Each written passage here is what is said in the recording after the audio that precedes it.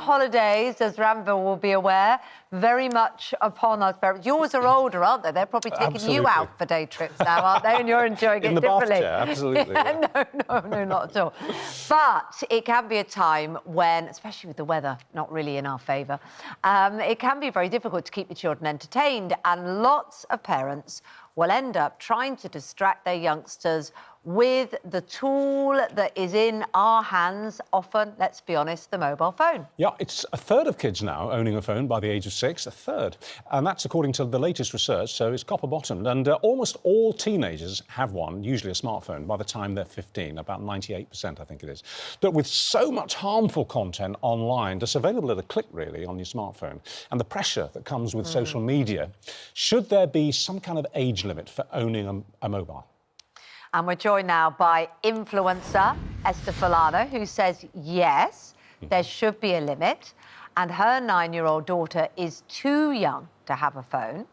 And writer Anna May Mangan, who says she wouldn't mind her 4-year-old grandchild having one. Very interesting, this, and very interesting who's in favour and who's not, because you, as an influencer, influence, of course, the main tool of how you've gained your profile and therefore have your influence, it seems to me, to us from the older generation, is the mobile phone. Why are you denying your youngster that at 9 years old? And what have you learnt from being on a mobile phone that makes you feel it's not a good idea? I think being a mum and an influencer, my daughter is exposed to a lot of things that, in terms of negative comments, in terms of people having an opinion on me. And I feel like if I gave her a mobile phone, she sees it just based on having the iPad. If I gave her a mobile phone, I'd be giving her a lot more access than she needs. I think that it's very harmful than it is useful. I think children need their minds preserved as much as they can. And I think when you prematurely give them a mobile phone, you're exposing them a lot more sooner than you need to. I do know, being an influencer, the negative effects that social media can have on you. And I just don't think that we should put our children through that so early. I think they're going to experience that. Yeah, can we differentiate here between a mobile phone and an iPhone, or so-called smartphone? Because it seems to me, I mean, we gave our kids mobile phones back in the 90s when they were just basically, you know, little chocolate bar blocks. We are talking and you could about basically smartphones, Sir Richard. That's what the debate's about. I think nobody minds a brick phone. Well, I'm just going to ask that. Do you mind an old-fashioned Nokia, as it were? Do you mind that? I'll be honest with you, my daughter's 9 years old. If I told her I was going to buy her a Nokia phone, she'd look at me and say, "What are you doing, Mum?" That's what she'd say to me. I think that's the thing. They don't even make phone calls or do texts. That is all you can do on a mobile phone, do they, kids anymore? It's other ways. They communicate with each other in different ways. The thing is, Esther, I'm afraid I've got news for you. Whether you like it or not, you're not in charge of how your youngster is getting exposed to those things, even at 9. That will be, as she goes from 9, 10, 11, 12 and upwards in the next few years, that will be how she is in contact with her friends, unless you're organising a play date for them to be together in the room. That's what will happen. So the argument for allowing the 9-year-old to have that phone is that you have the chance to help her learn what she's going to encounter in a way while you still have some control of where she is. Exactly, and that is my point. I feel like you're right. I can't stop it happening. It's going to eventually happen. But what I can do is try and save as much time as I can, because what it is, you made a comment earlier when you was opening the statement that, you know, a lot of times, you know, sometimes it's the half term, we just want to, you know, keep our kids quiet and give them a mobile phone. And I think that's really sad, because what happened to the creativity of not having a phone and doing things that are like playing outside or art or reading a book, you know, doing fun things? I feel like we give mobile phones and technology too much like of a pedestal, like too much of a reward.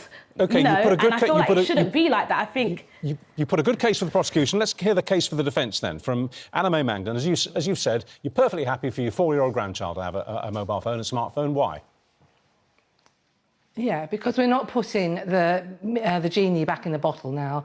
Everybody has got a phone, and actually parents can be hypocrites because they're glued to their phone, they're clamped to their heads a lot of the time. So, of course, they're generating interest from their little ones about what the phone is, the fun that they can see their parents having with it.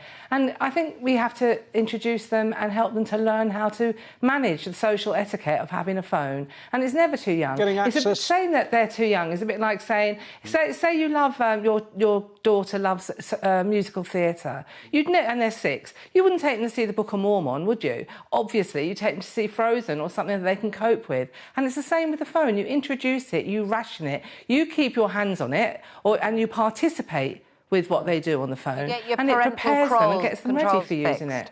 Mm. You're saying you put parental... Yeah, but also physically... You put parental controls into the phone. You put locks into the phone, is what you're saying. Also, and you sit next to them, you sit with them. They're not going to be going on the internet and seeing whatever they want. I mean, you wouldn't let them out on the street to do what they like at that age. Mm. You manage it, and it's going to be fun, it's going to be educational, and you don't do away with books and learning and playing outside. All of that is a tiny part of what they're going to be in 2022 when phones are a necessity now. Well, I think you both make good cases, actually. I'm not quite sure what I think, but most of you out there do. I'm afraid, Anna, you're pushing a boulder up a hill here. We've been asking what our viewers think in a special Twitter poll this morning. Results finally are in. So far, an overwhelming 95% of our viewers say no. They don't think that a 6-year-old should be anywhere near a mobile phone. And I think it's also subjective to each individual child. You know, I think it's subjective to each individual child. One 6-year-old could be very advanced. Another 6-year-old could be very sensitive and may not be ready to have a mobile phone. You know, and I don't believe a mobile phone is the answer. There's iPads, there's laptops. They can enjoy social stuff on other, technology devices that doesn't have to be a mobile phone, where they have a number and they can give it out to people or people can contact them. Because as much as you say you can monitor them all the time, if you give them a mobile phone, you are really saying it's yours, here you go. And they can take it any time and they can sneak it. You know, they could do things. I know what I was doing. You never know, they might grow up to be an influencer. I could sneak things away. And then that would be terrible. We're going to have to cut you off, I'm afraid, because we're really over time.